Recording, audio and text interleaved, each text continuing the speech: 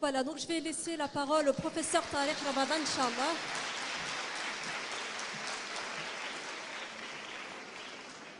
Donc, Sharia, soufisme et éthique. أعوذ بالله السميع العليم من الشيطان الرجيم بسم الله الرحمن الرحيم السلام عليكم ورحمة الله وبركاته.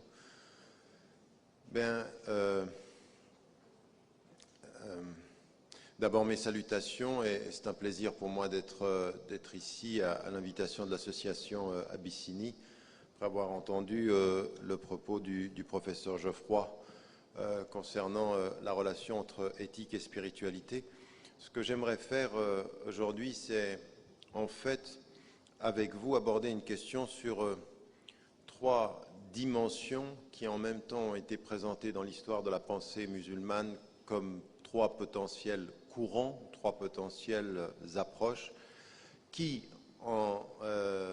historiquement ont pu se présenter comme différentes et complémentaires et qui ont fini malheureusement aujourd'hui dans notre compréhension de ce qu'est notre référence musulmane commune à la réalité de division ou d'exclusion mutuelle. Et ce que j'aimerais mettre en évidence dans mon propos, c'est comment les trois notions, sharia, qui fait référence en général, et là parfois la traduction et la compréhension du terme est problématique, à la dimension légale de l'islam, de ce qu'on a parfois très très rapidement, faussement d'ailleurs, sur le plan terminologique et sur le plan de la définition, dit et traduit comme la loi islamique ou la loi de Dieu. Et sharia, le terme est beaucoup plus complexe et polysémique que ceci. Il l'est dans la tradition, il l'est dans la langue arabe elle-même, et vous allez vous en rendre compte dans le Coran, puisque le terme apparaît une fois dans sa forme sharia, deux autres fois dans des formes arabes différentes dans le Coran. Et puis l'autre dimension qui est celle de la tradition soufie, de la spiritualité, de l'accent mis sur une autre approche ou une autre compréhension, non pas de l'islam en tant que tel, mais de certaines priorités ou de certains accents. Et puis en fait, ce dernier élément qui est celui sur lequel travaille l'association, celui de la dimension de l'éthique, de l'akhlaq ou l'akhlaqiyat, en arabe, la dimension de ce qu'on peut appeler l'éthique à partir de la référence du mot grec, de la moralité aussi, de la connaissance du bien et du mal, de la connaissance aussi des finalités. Donc moi ce que j'aimerais c'est essayer de voir comment ces trois termes peuvent et devraient nous amener à une réflexion fondamentale sur notre compréhension de notre religion et comment de la potentielle compréhension qui divise, il faut essayer peut-être de renouveler notre compréhension qui puisse unir et développer des approches complémentaires. Alors, je vais, dans un premier temps, me fixer sur ces trois termes, donc structurer mon propos de cette façon-là. Comment comprendre ces termes, comment comprendre les différentes approches, puis ensuite essayer de voir... Vous m'entendez pas? Au fond, vous m'entendiez pas? Jusqu'à là, vous n'avez rien entendu. Merci de vous être manifesté. Maintenant, vous m'entendez? Bien. Donc, là, j'ai perdu le fil du coup. Enfin, je vais prendre les termes d'abord, tout simplement, dans une première partie, puis ensuite, dans la deuxième partie, essayer de mettre en évidence comment, dans la compréhension de chacun de ces concepts, de chacune de ces références, on peut en arriver à la fin à une vision beaucoup plus, d'abord, sereine de nos références musulmanes et ample, beaucoup plus approfondie, une approche plus sereine de nos diversités de compréhension dans l'islam pour essayer de faire en sorte de sortir de ces postures d'exclusion exclusivistes qui portent plus sur le jugement que sur la fraternité, plus sur l'exclusion que sur l'inclusion, plus sur le jugement de valeur que sur Ar-Rahma, Ruhama bainahum, nous dit le Coran, cette dimension de la compassion, de la miséricorde et du pardon entre nous. Premier élément, je vous le dis dans le cadre de tout un travail, et j'entendais ce que disait Éric Geoffroy tout à l'heure sur la référence à René Guénon d'un côté et d'un autre côté ce qui peut être la mise en scène de renouveau spirituel ou même parfois de choses qui sont vraiment discutables sur ce qu'on appelle la spiritualité aujourd'hui, mais en même temps avec une perception positive de ce qui est en train de se passer, c'est la nécessité, comme le monde va, d'un retour et d'une reconsidération de l'éthique dans nos vies quotidiennes, et pas forcément strictement par le légal, mais simplement parce que l'horizon des sciences, l'horizon de notre rapport au monde, ce que la nature nous dit dans la façon dont on la traite, eh bien, nous ramène à poser les questions des finalités. Que faisons-nous avec ce que nous savons? Que faisons-nous avec les sciences? Que faisons-nous avec ce pouvoir extraordinaire que nous avons acquis? Le pouvoir dans les communications, les pouvoirs dans les sciences, les pouvoirs dans la connaissance, les pouvoirs qui aujourd'hui, ce que disait depuis longtemps René Dumont, un des premiers penseurs en France de la tradition écologique, et qui mettait en évidence, dit maintenant, nous sommes dans la capacité de détruire le monde qui nous donne vie, donc nous sommes vivants dans la capacité de détruire le vivant et de nous détruire de la même façon. Donc ce potentiel-là nous pose la question de, quand on a des moyens aussi puissants, se pose la question des fins. Que voulons-nous faire avec ce que nous avons, de ce que nous savons et les moyens que nous avons entre les mains? Donc la reproduction exponentielle du pouvoir dans la connaissance, dans la technologie et dans les sciences pose forcément à la conscience la question des fins. Mais encore une fois, qui n'est pas nouvelle, Rabelais qui disait « science sans conscience n'est que ruine de l'âme » pose exactement la même question, c'est-à-dire quand une science, un savoir n'a pas de conscience, c'est-à-dire une finalité, se pose la question de savoir ce que l'on peut faire de ce savoir. C'est la ruine finalement de l'humain dans le savoir. Ayant dit cela, ce renouveau de l'éthique, c'est quelque chose que l'on voit aussi dans les sociétés majoritairement musulmanes, comme on le voit ici en Occident, et même dans la réflexion musulmane, même dans les anciennes traditions strictement légales.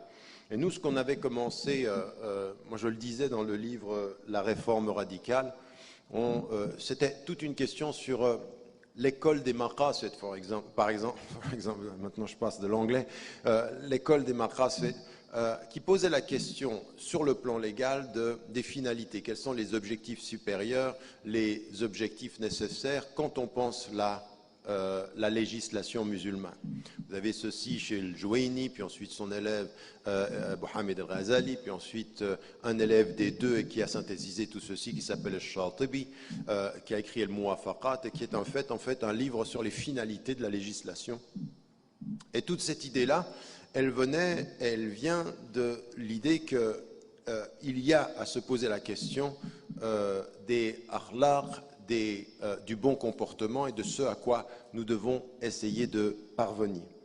Et nous, on a commencé tout ce travail-là. J'avais posé un certain nombre de questions, le livre était plein de questions, on n'abordait pas toutes les réponses, et puis finalement on a fait ce centre, qui est le centre entre la législation islamique, c'est-à-dire la compréhension du droit, et l'akhlaq, c'est le bon comportement, c'est-à-dire marier la compréhension des limites avec la compréhension des objectifs de ces limites, c'est-à-dire ce pourquoi il y a des limites.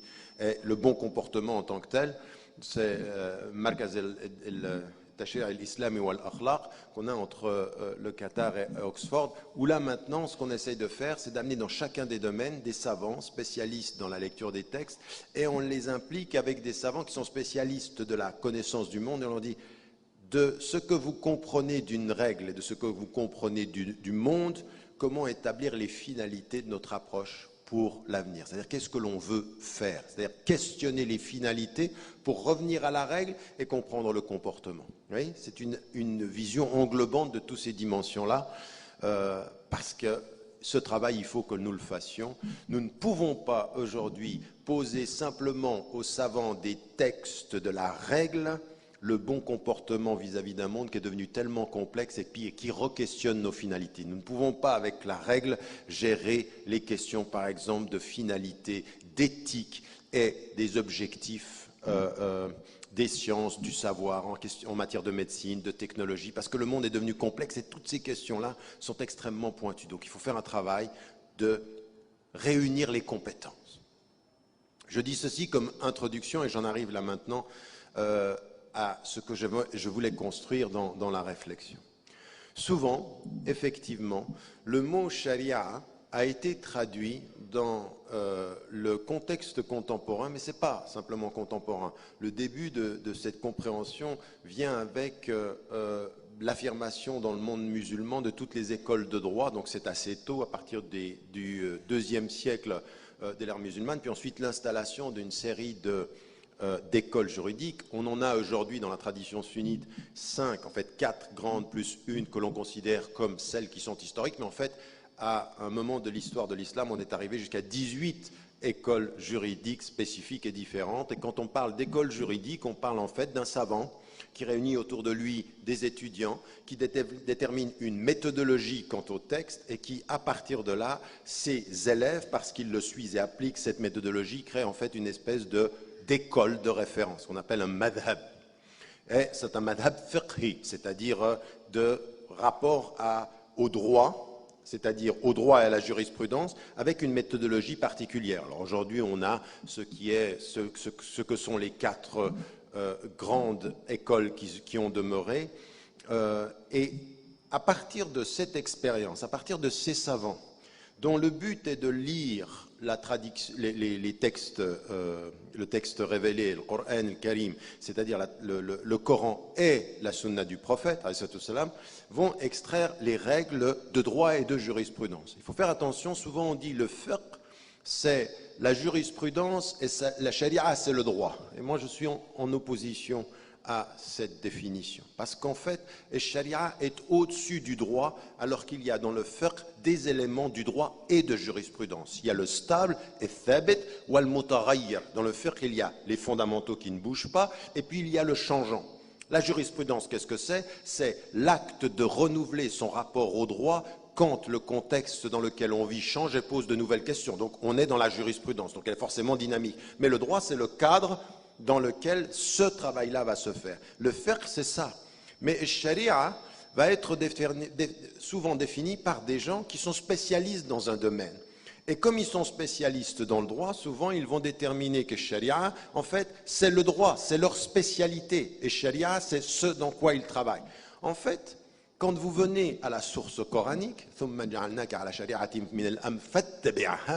t'avons établi dans une sharia, suis-la, quand vous entendez fattabi'aha, le fait de suivre met bien en évidence que la racine du mot d'ailleurs, quand vous y revenez en arabe, ne veut absolument pas dire droit. Elle veut dire le chemin qui mène à la source. C'est-à-dire il y a une dimension dans les sharia qui est un cheminement. Et ce cheminement, quand vous dites chemin, il y a toujours 2 choses. Fattabi'aha, c'est-à-dire suis ce cheminement-là. Suis ce cheminement, ça veut dire sache en même temps d'où tu pars et où tu vas. Le cheminement dit une direction. Et ce mot-là, il est important parce que à partir de cette dimension de la direction, c'est de là où il faut penser le droit. Il ne faut pas penser le droit hors de finalités que vous allez suivre, mais dans le cadre d'objectifs que vous voulez atteindre. Parce que si le droit ne se lit que dans la littéralité de son énonciation, vous pourriez établir le droit dans la littéralité, mais être infidèle à l'objectif à atteindre. Et je prends l'exemple très clair que vous avez, historique que l'on connaît, c'est Omar ibn al-Khattab, qui à un moment donné, il y a un texte qui est très clair dans le Coran sur les châtiments corporels. Alors on peut l'appliquer, mais dans un moment de famine, il suspend la littéralité de la loi en disant si nous établissons la littéralité dans le moment de famine, nous allons éviter l'objectif de la loi qui est la justice. Nous serions littéralement fidèles, fondamentalement infidèles. Vous suivez? Fondamentalement infidèles à l'objectif parce que on t'a établi dans une voie, il faut la suivre, mais cette voie, elle a des objectifs qui sont supérieurs à l'application de la littéralité. Tu ne penses la loi qu'en fonction des finalités de la loi, car si tu oublies les finalités de la loi, eh bien ta loi devient essentielle en elle-même, absolue en elle-même, et en étant littéralement appliquée, elle ne répond plus à la finalité du chemin. Tu appliques littéralement et tu perds la route. Tu ne suis pas l'objectif. Et donc, ici, Sharia peut être, en fait, effectivement, dans ce cadre-là compris, on a cette dimension du verset coranique qui dit « Il a établi pour vous des règles ». Donc, Sharia, c'est le chemin et en même temps, dans sa racine verbale, la notion du légal, d'une notion d'établir des règles. Et il faut garder les deux sens ensemble. Établir des règles sur le chemin. Donc il y a la notion de voie. Et beaucoup de ceux qui viennent dans le deuxième mot que j'ai de la tradition soufie, à l'image d'Ahmad al-Sirhindi, qui est en Inde, un savant, vont établir, et même Ibn Khaldoun est un de ceux qui vont concilier ces deux dimensions, la dimension de la voie spirituelle, à la lumière également de la bonne compréhension de la voie légale. Et vous allez voir pourquoi et comment est-ce que l'on peut faire ceci. Donc, premier élément sur lequel il faut vraiment s'arrêter, c'est il ne faut pas traduire. Et vous savez, quand je dis du français, de l'arabe au français, mais pas seulement, parce que même parfois, quand on discute avec des savants qui sont spécialisés dans leur domaine, des fuqaha, des juristes, eux, ils traduisent de l'arabe à l'arabe avec une compréhension qui est à la lumière de leur spécialisation à eux. C'est-à-dire que ce n'est pas simplement un problème de langue à une autre langue, c'est de langue à la spécialisation dans la langue. Comme vous, si vous êtes dans un univers de référence particulier, que vous parlez français, même du français au français, certains mots vont prendre la couleur de votre spécialisation, à vous, parce que vous êtes habitué à ces mots-là dans ce domaine-là. C'est vrai sur le plan du droit, c'est vrai sur le plan médical, c'est vrai sur le plan scientifique. C'est la dimension des mustalahat, c'est-à-dire la traduction spécialisée d'une référence, d'un mot qui prend, parce qu'elle est devenue spécialisée, valeur normative dans le domaine de spécialisation. Vous suivez toujours? Donc, on est ici, de ce point de vue-là, devant un mot qui est polysémique parce qu'il veut dire plusieurs choses et qu'il faut aborder les dimensions de ces sens de façon holistique, c'est-à-dire englobante. Il faut regarder toutes les facettes de ce mot-là. Donc il y a cette dimension une dimension de la voix, il y a une dimension de shara'a min ad-din ma wassa bihi, c'est-à-dire cette dimension de la règle, et puis une autre dimension, li kullin ja'alna minkum shir'atan wa minhaja. À chaque communauté, à chaque tradition, en fait, ce qu'ont compris les mufassiroun ici, c'est à chaque religion, Dieu a établi, alors certains vont dire une loi, ou alors une voie, c'est-à-dire la dimension de la voie, et une méthodologie, c'est-à-dire une façon. Qu'est-ce que ça veut dire? Ou le minhaj, et le minhaj ici, c'est traduire cette voie dans le concret par des règles et une façon d'être, c'est-à-dire une méthodologie. D'autres vont même aller dans la dimension de la traduction dans la praxis, c'est-à-dire comment est-ce qu'on va établir ça dans le concret. Ces trois références-là, cette notion de la sharia nous amène à une chose. Et ça, c'est une chose que chacun et chacune d'entre vous, vous devez pouvoir faire. Alors, encore une fois, quand vous êtes une femme et un homme de tradition musulmane, que vous avez le temps, que vous faites des études, faites attention. Ça n'est pas parce que vous avez entendu 10 fois une traduction d'un mot qui a été répété par les gens que d'un point de vue normatif et d'un point de vue musulman, vous prenez les mots et vous les répétez. Il faut qu'on fasse un vrai travail de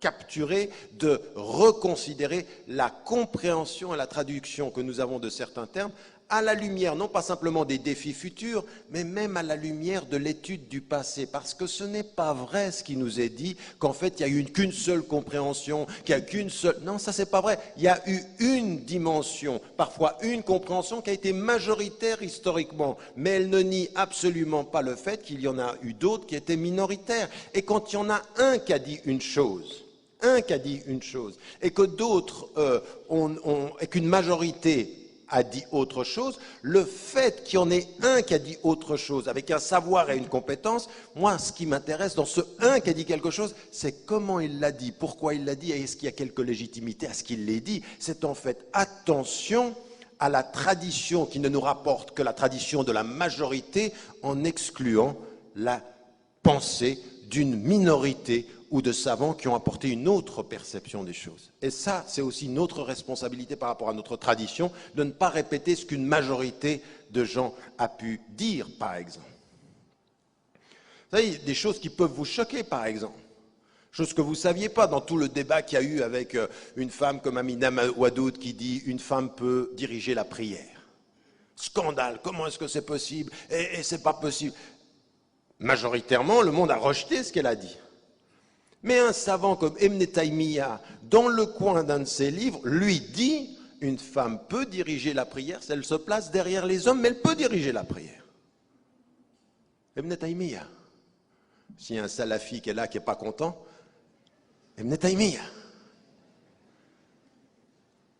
Vous voyez ce que je suis en train de dire? C'est-à-dire que même lui, même un savant comme lui, est très méconnu, même par ceux qui le suivent.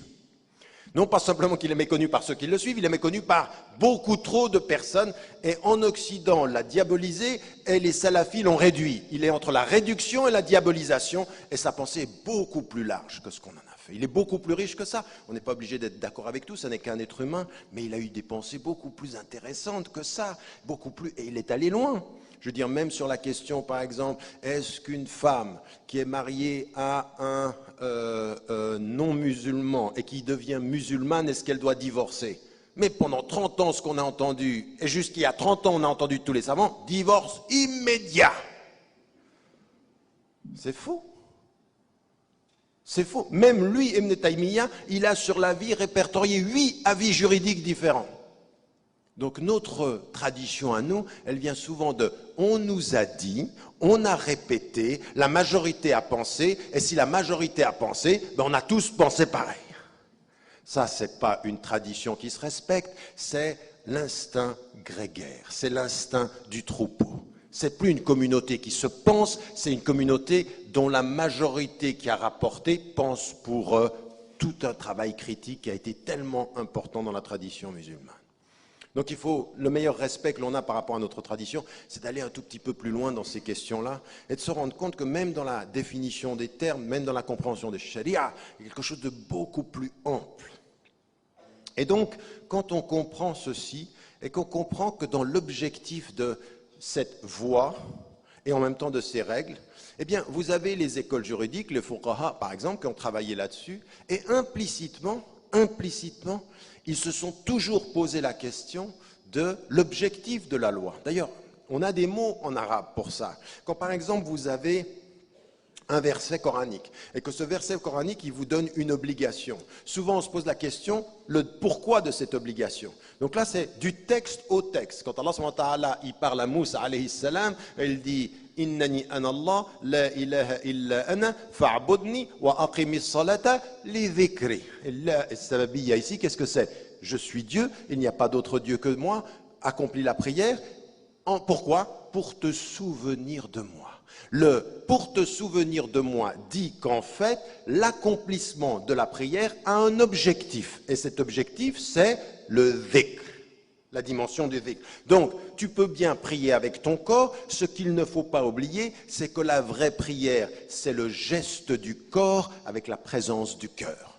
Parce que c'est sabab. L'objectif, le qas, je veux dire, le maqsad ici, c'est cet objectif-là. Donc, les savants, quand ils cherchent la règle, à un moment donné, ils disent ceci. Quand vous voulez établir le qiyas, c'est-à-dire le raisonnement par analogie, eh bien, qu'est-ce que vous faites? Vous allez prendre l'asl, c'est-à-dire la première situation. À partir de cette première situation, vous dites quelle est la raison d'être de cette première situation. Je vous donne un exemple.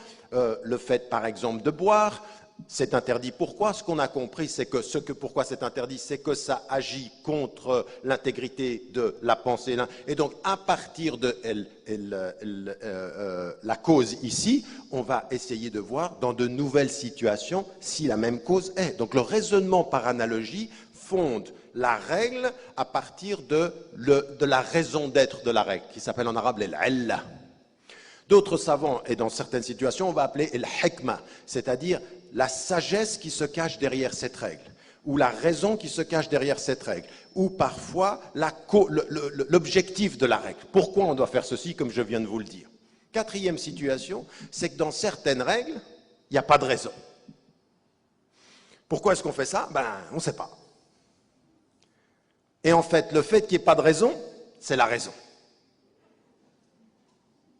Donc en fait, après, certains vont aller dans des interprétations. La tradition mystique ou la tradition même philosophique, à des moments donnés, vont chercher. Pourquoi, par exemple, on prie 5 fois par jour? Pourquoi il nous est dit 5 fois par jour? Pourquoi on fait le tawaf 7 fois?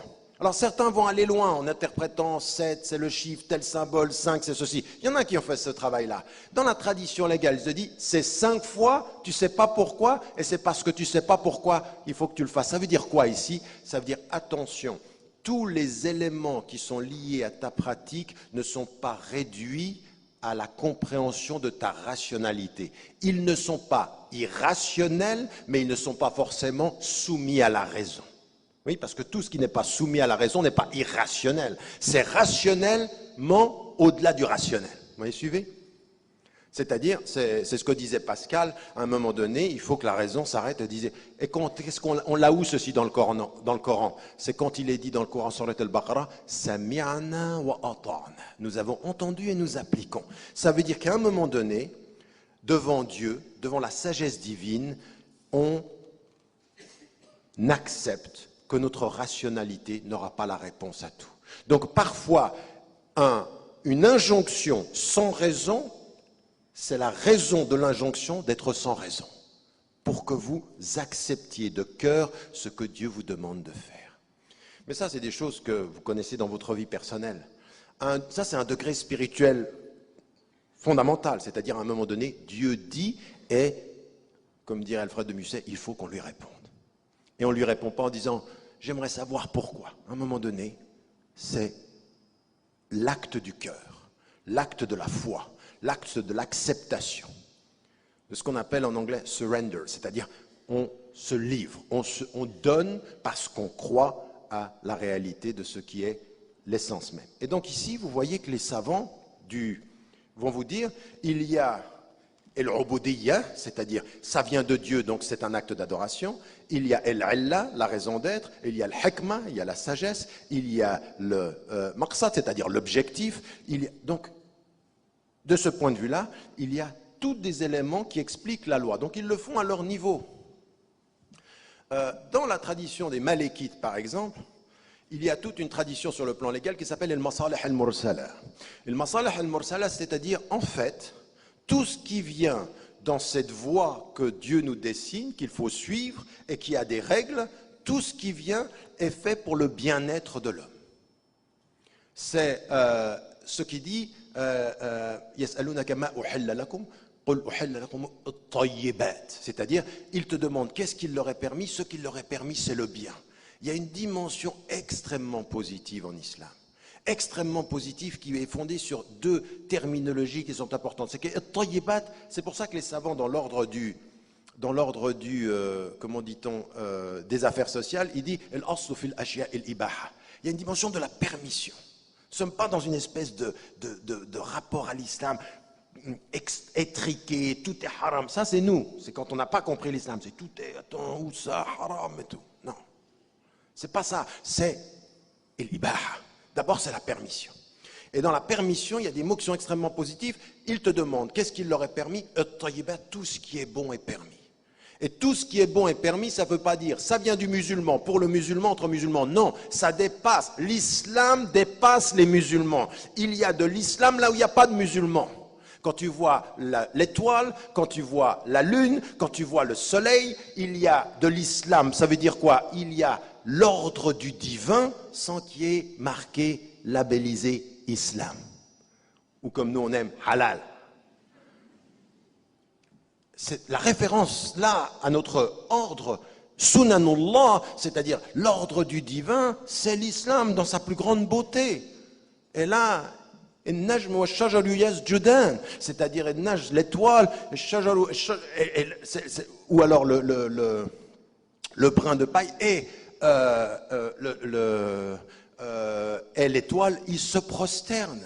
Il y a une dimension de la nature qui précède et qui dépassera tout ce qui est notre façon parfois strictement légaliste. Donc il y a ici une dimension de rapport très positif à la nature. tout ce qui est bon leur est permis. Et deuxième élément qui va être très important culturellement, c'est el ma'rouf. À partir de la notion de fitra, à partir de la notion du bien-être humain, de l'aspiration naturelle des humains vers le transcendant, l'aspirant, le spirituel, je n'ai pas le temps d'entrer dans la multidimensionnalité du terme el fitra, fitrat Allah, allati fatara an-nas alayha.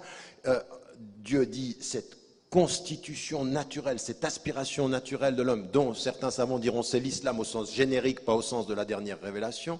Donc cette dimension-là, elle vient aussi dire, sur le plan culturel, qu'il y a quelque chose dans les sociétés qui va être connu par les gens comme el ma'rouf. Ma'rouf au sens littéral, en arabe, ma'rouf, c'est connu par les gens. Et ce qui est connu par les gens comme étant bon est bon, jusqu'à ce que Dieu dise une règle qui dirait que c'est pas bon. Mais tant qu'il n'y a pas de règle qui dit c'est pas bon, c'est bon. Donc dans les affaires sociales, vous pouvez faire ce que vous voulez jusqu'à ce qu'on vous prouve par un texte ou par une orientation que ça, c'est pas bon. Que ça, on ne peut pas le faire. Sinon, la permission est originelle. Ma'rouf, c'est-à-dire et-tayyibat, c'est bon, wal ma'rouf, c'est bon. Donc le culturel, chez les gens, ce qui est connu culturellement, ici en France, dans la culture française comme étant bon, c'est bon pour nous jusqu'au point où il pourrait y avoir une règle qui est un interdit chez nous, comme par exemple par rapport à l'alcool ou par rapport à d'autres nourritures, la viande de porc, parce que là, on a une limite. Donc toutes les nourritures sont bonnes, puis là, il y a une limite. L'interdit limite l'espace de la permission, mais l'espace de la permission précède la limite de son interdit ou de la règle qui va limiter cette permission. Bref, ayant dit ceci, on s'aperçoit que dans l'école malékite, par exemple, ils vont déterminer une chose qui est dans les autres écoles, mais dites de façon différente, c'est à partir de cette école qu'on a ce qu'on appelle le masalih al-mursala. Le maslaha, c'est le bien. Encore une fois, j'ai pas le temps, c'est un terme. Vous voyez, chacun des termes que j'emploie là demanderait une conférence pour qu'on puisse comprendre la multidimensionnalité. Donc, je suis en train de réduire, et je prie de m'en excuser, mais moi, ce qui m'intéresse, c'est que pour une conférence comme ceci, vous sortiez avec des questions qui vous poussent à aller chercher, à faire un travail quoi, sur la terminologie, sur la compréhension. Donc, ne prenez pas, je l'espère, nos rencontres comme celle-ci comme le point final de votre réflexion, mais l'introduction à vos recherches.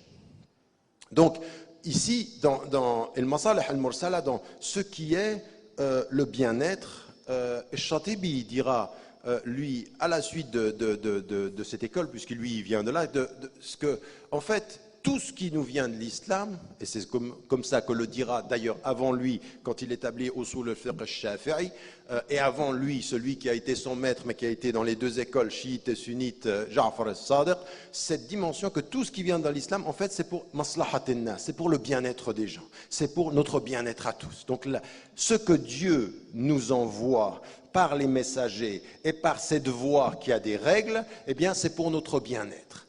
Et donc, partout où il y a bien-être déjà, c'est notre voie. Et notre voie insiste sur le bien-être et fixe le bien-être.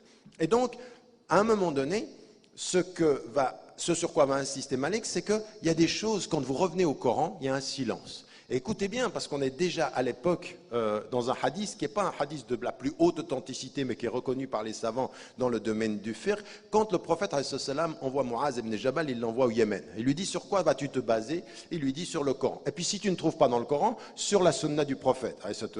Et si tu ne trouves pas, c'est-à-dire je vais m'en remettre à ma raison et je ne vais pas cesser de réfléchir, de faire un effort intellectuel. Qu'est-ce qu'il veut lui dire? Attention, parce que le hadith, il est intéressant, mais qu'est-ce qu'il veut lui dire?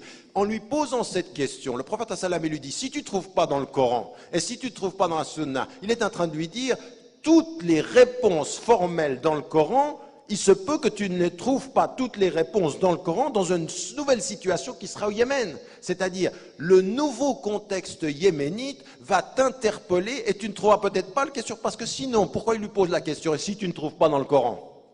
Vous demandez ceci aujourd'hui à certains, dans certains courants de pensée un peu étriqués qu'on a malheureusement dans notre communauté, qui pensent que tout est dit et qu'il n'y a plus à réfléchir. Vous lui dites ça, vous ne faites pas référence au hadith. Il dit, et si tu ne trouves pas dans le Coran?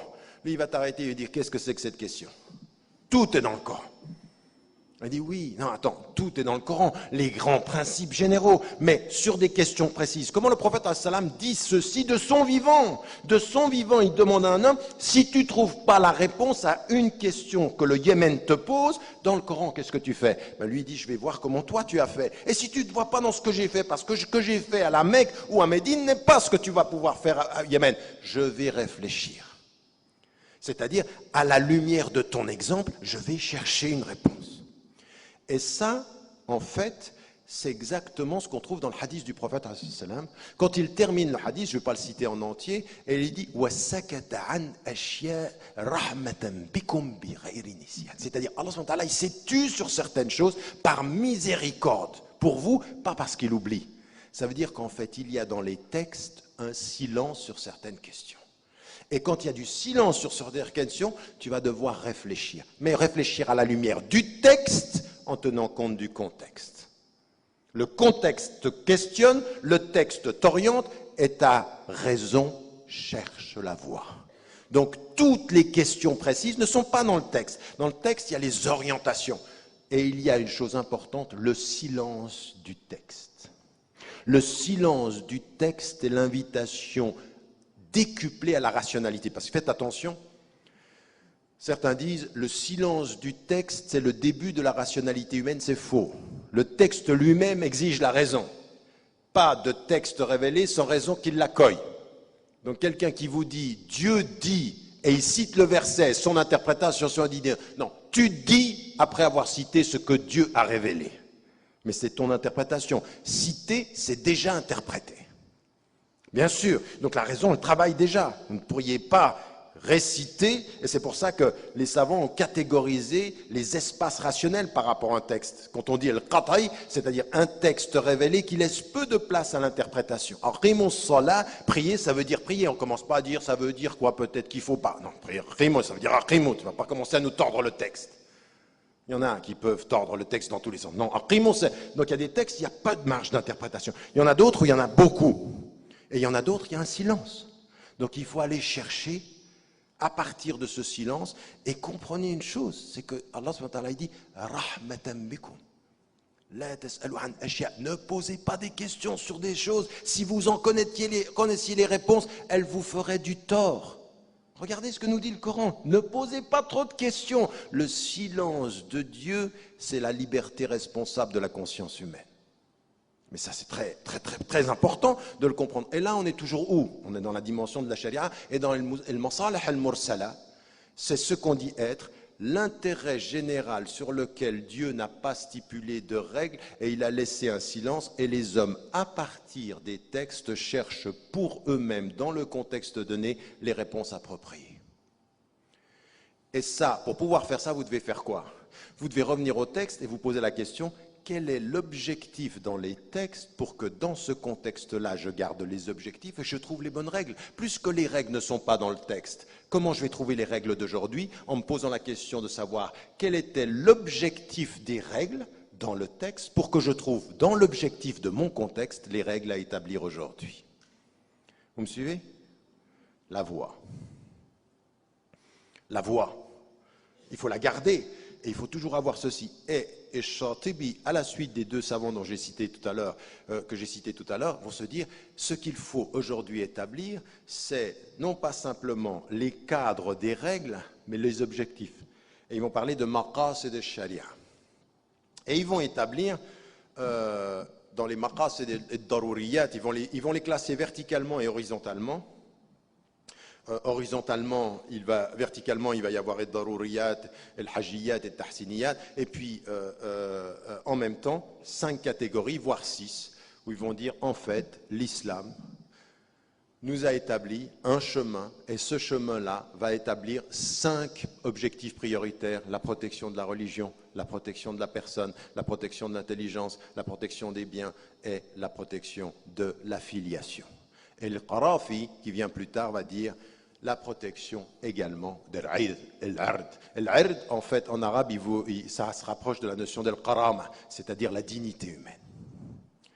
Ce qui est intéressant et que je cite dans le livre la réforme radicale, et qu'également ce à quoi également faisait référence Mohamed Kamali, qui est un professeur en Malaisie de Usul al-Fiqh et de la législation. Ce qui est intéressant, c'est que vous savez quel est celui dans la tradition musulmane qui va questionner très vite, qui va questionner ces 5 principes. En fait, c'est Ibn Taymiyyah lui-même. Il va dire, c'est bien ces 5 principes, mais il manque quelque chose. Et on aurait pu penser, avec ce qu'on en sait aujourd'hui, ce qu'en disent les gens qui sont des soi-disant spécialistes de Ibn Taymiyyah, qui va parler de quelque chose qui va être beaucoup plus dur sur les règles. Non. Ibn Taymiyyah relève que ce qui est déficitaire dans les 5 principes établis, et lui ne parlait pas de ce que rajoutait Al-Qarafi, c'est toute la dimension intérieure. En fait, l'islam, c'est vrai, nous dit protéger la religion, protéger la personne en-nafs, protéger l'aql, tout ça c'est vrai, l'intelligence. Mais il dit, mais il y a des objectifs en islam qui sont des objectifs spirituels intimes. Ils sont aussi importants que ça, parce qu'au bout du compte, c'est vrai qu'il faut... Alors après, les savants qui ont dit, oui, mais les 5 qui disent tout, il y a tout dedans, il dit, attention, dire que tout est dans ces 5, c'est donner des ordres de priorité. Mais quand le Coran vous dit « In kuntum tuhibbun Allah fattabi'uni » si vous aimez Dieu, suivez-moi. « Qul in kuntum tuhibbun Allah » In kuntum tuhibbun Allah, c'est quoi ici? C'est un objectif, n'est-ce pas? C'est une finalité de la vie. Et au fond, toute personne qui comprend l'islam comprend que nous obéissons à Dieu avec l'objectif supérieur de l'aimer. Et que même dans nos invocations, l'imam al-Nawawi dit « Attention musulmans, il faut que vous passiez de imam al-Tajir à l'imam al-Akbar, c'est-à-dire de la foi du commerçant, parce qu'on commence tous comme ça, on donne parce qu'on veut recevoir. Ya ayyuhalladhina amanu hal adullukum ala tijaratin tunjikum min adhabin alim. Ou vous qui portez la foi, est-ce que je ne vais pas vous parler d'un commerce? Le commerce c'est quoi? Je fais le bien et j'attends le paradis. Mais la référence supérieure de l'invocation prophétique, qu'est-ce que c'est? C'est uniquement le paradis. Allahumma matti'na bir-ru'yati ila wajhika al-karim. Ô Dieu, donne-nous le plaisir d'être dans la présence de ta face. C'est au-delà du paradis et de l'enfer, c'est ta présence. C'est ça l'élément ultime. Ce qu'on va d'ailleurs trouver dans la deuxième référence. C'est celle de toute la tradition soufie qui est l'acte de rapprochement par l'amour et non pas forcément le cheminement par le jugement ou par le paradis. Bien sûr qu'il y a toute la dimension du paradis et de tout ceci, mais ce qui est l'ultime, c'est l'amour d'Allah, c'est l'amour de Dieu. Et dans le Coran, vous avez cet objectif, n'est-ce pas? Et Ibn Taymiyyah répond à cette catégorisation en disant il y a des objectifs supérieurs qui sont de l'ordre de l'intime et qu'il faut mettre en évidence. Et dans l'ouvrage de la réforme radicale, c'est tout un secteur que je pense qu'on doit ajouter à cette catégorisation, toute la dimension intime. Bref, ayant dit ceci, combien de temps j'ai pris là? Ben, j'en suis qu'au premier mot. Déjà? J'ai déjà fait 45 minutes? C'est vrai? Bon. 10 minutes pour les 2 derniers mots. Non, je vais essayer d'aller vite. Mais c'était parce qu'en fait, déjà dans ce premier mot-là, j'ai déjà abordé des éléments que je voulais mettre en évidence sur les 2 derniers. Donc là, on a toute une compréhension de la voie. Et dans la tradition qu'on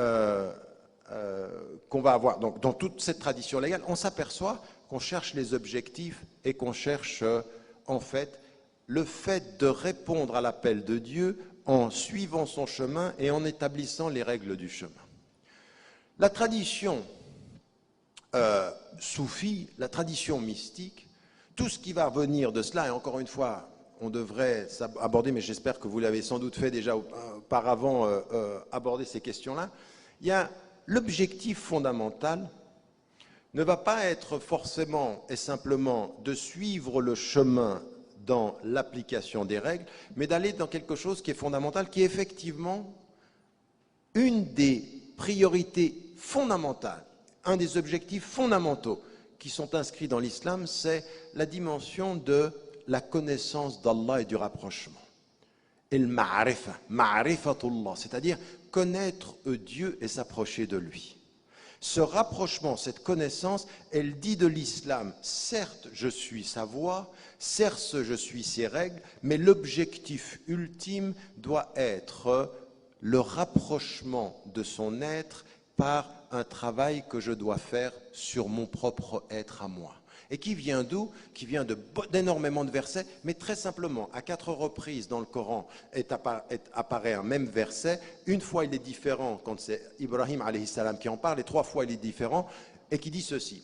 كما أرسلنا فيكم رسولا منكم يتلو عليكم آياتنا ويزكيكم ويعلمكم الكتاب والحكمة ويعلمكم ما لم تكن تعلمون. Ce qui m'intéresse, c'est le début. ويعلمكم كما أرسلنا فيكم رسولا منكم يتلو عليكم آياتنا, comme nous avons envoyé un envoyé tiré de votre communauté. يتلو عليكم آياتنا, qui vous récite les versets du Coran, qui vous récite le Coran, et qui va vous purifier. Le premier mot qui arrive ici, c'est la question de la purification. Et la connaissance du Coran et la connaissance de l'hikmah, c'est la voix du prophète, c'est la sunna. Ici, le premier élément, le Coran a été révélé pour qu'on vous le récite et que vous vous purifiez. Et cet élément de la purification est un élément qui va être ce qu'on va appeler, qu'a dit tout à l'heure le professeur Geoffroy sur toute la question de la purification. C'est ce djihad al-nafs, c'est ce travail qu'on fait sur soi-même. Au fond, le texte nous est révélé pour que nous travaillions sur nous-mêmes dans un processus de rapprochement avec Dieu. Et c'est ce qui est dit quand Allah subhanahu wa ta'ala nous rappelle يا أيها الذين آمنوا استجيبوا لله وللرسول إذا دعاكم لما يحييكم واعلموا أن الله يحول بين المرء وقلبه. Exactement cette même dimension. Ô vous les porteurs de la foi, répondez à l'appel de Dieu et à son envoyé quand il vous appelle à ce qui vous fait vivre. Ce qui vous fait vivre, c'est répondez à l'appel et sachez que la connaissance de Dieu se place entre l'homme et son cœur. Le travail de purification est un travail de retour sur soi, et de retour sur soi, c'est là qu'on trouvera le divin tout près de nous. À tel point qu'il nous est dit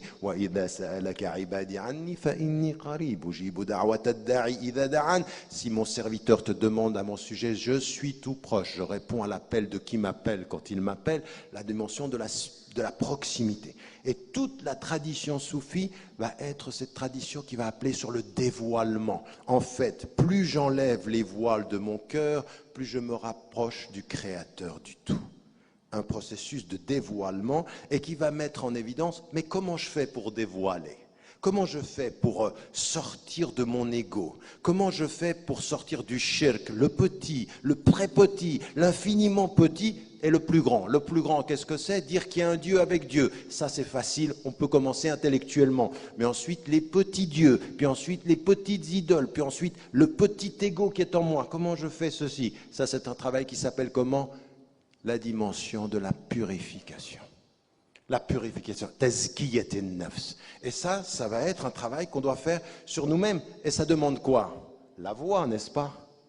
La voie, on est dans une voie, on suit une voie. Tous les cercles soufis établissent des méthodologies, des voies. Alors certains, quand ils sont très littéralistes, vous disent toutes ces voies sont des bid'a. Mais non, le modèle est historique. Tous les modèles, toutes les écoles, toutes les méthodologies changent en fonction du temps. Ce qu'il faut garder, c'est les principes. Est-ce qu'il y a dans les écoles traditionnelles des cercles mystiques quelque chose qui, le fondement, est une bid'a? Non.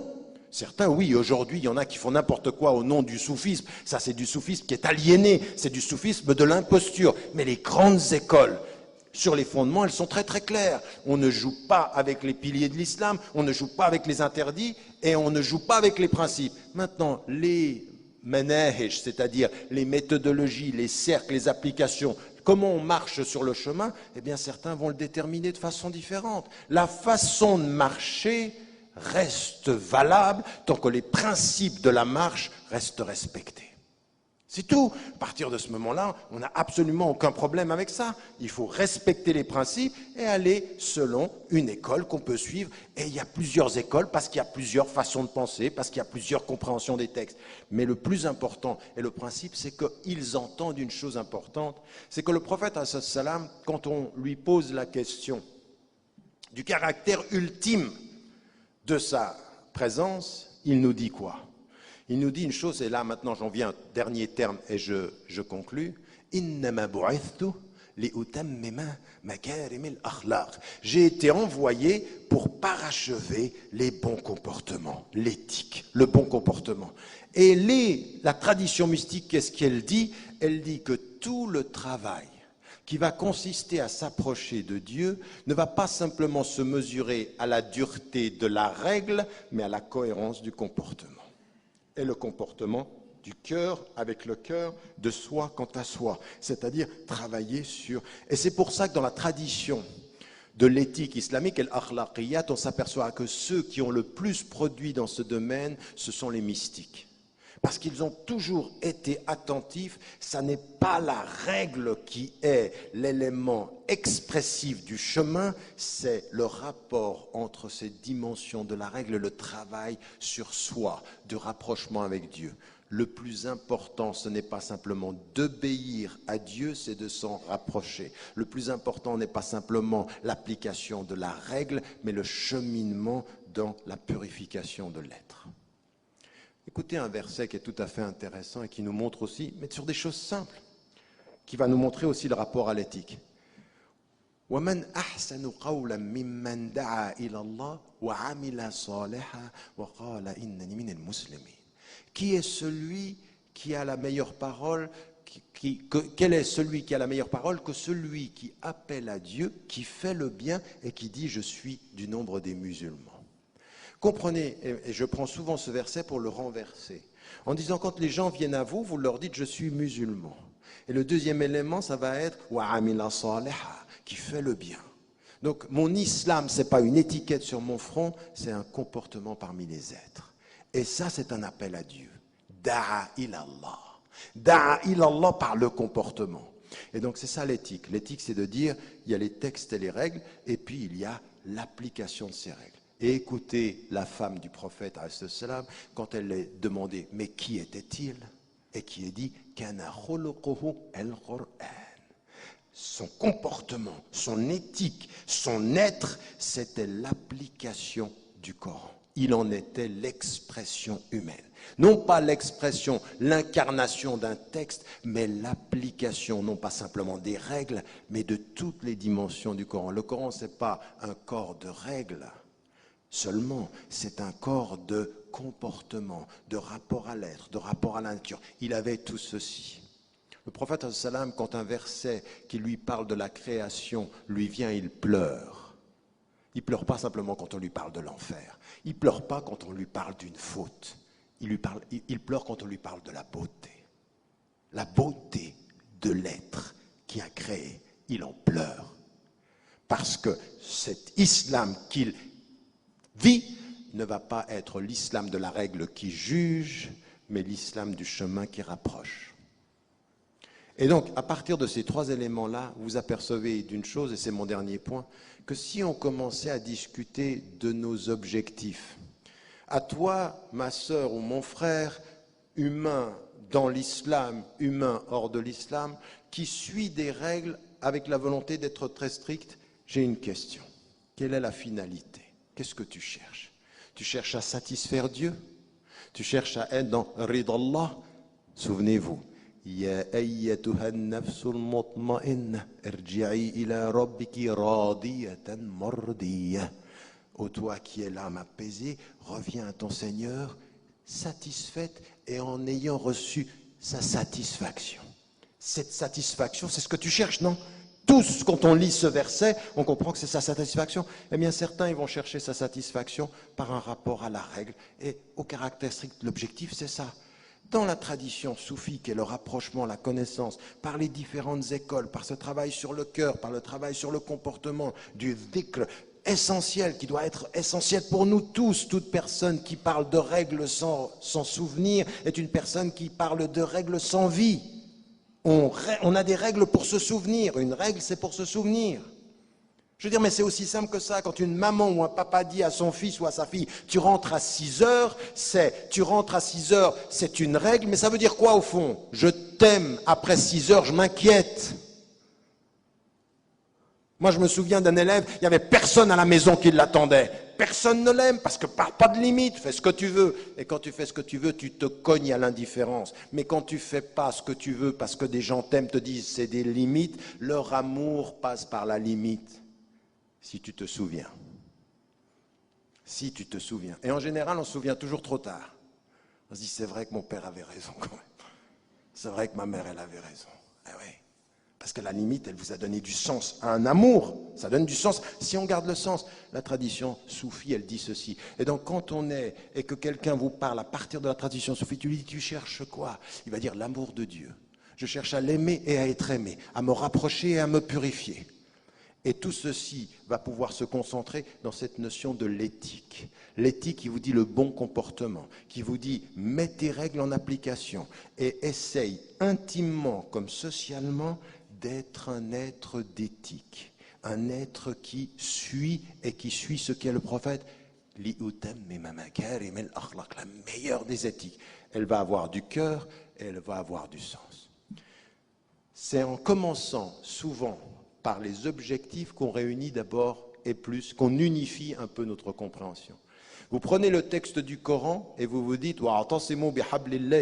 ça c'est le Coran, c'est ça à quoi on se tient et c'est notre unité, c'est vrai. Mais dès que vous avez les textes, vous avez une différence d'interprétation. Donc il faut le texte pour qu'on soit ensemble, puis ensuite il faut les objectifs pour qu'on marche ensemble. Peut-être de façon différente. Mais les objectifs, c'est où on va, ensemble. La façon dont on y va, une diversité. Walhamdulillah, l'islam nous a dit, marchez comme vous pouvez, mais dans la même direction. Wassalamu alaikum wa rahmatullahi wa barakatuh.